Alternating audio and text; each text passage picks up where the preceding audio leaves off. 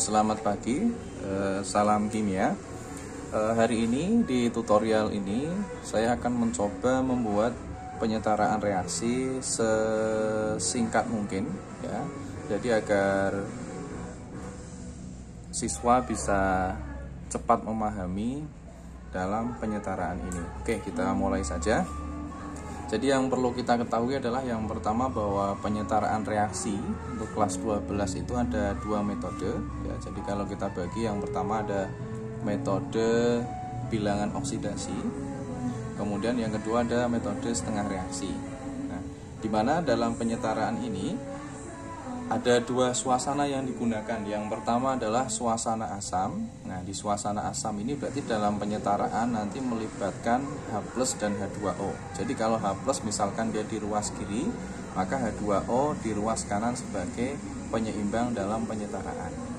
Sedangkan pada suasana basa, nah nanti melibatkan OH- dan H2O. Secara umum antara H+ dan OH- ini letaknya di ruas kiri tanda panah, ya.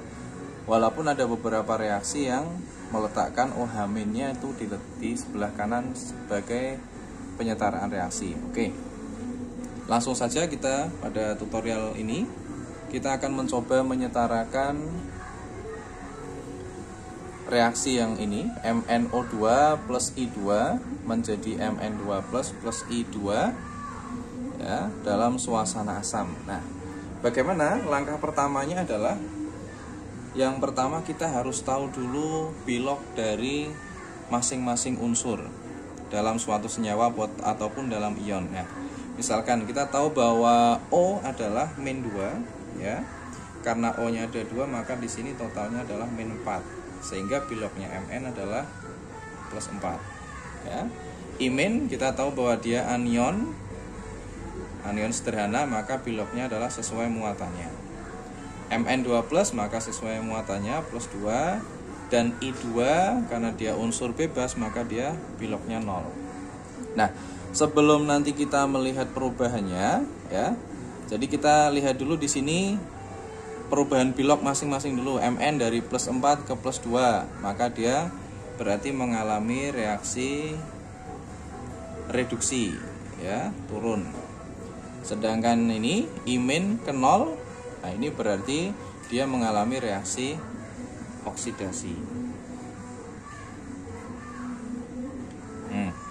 Nah, kemudian kita samakan dulu. Langkah yang kedua adalah samakan dulu jumlah unsurnya. Misalkan Mn di sini 1, di sini 1.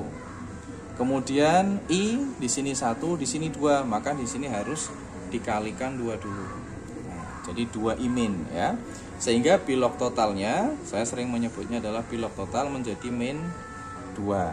Nah, karena bilog total -2, sehingga kita lihat di sini berapa elektron yang terlibat dalam reaksi tersebut. Dari +4 menjadi +2, Mn berarti dia melibatkan 2 elektron.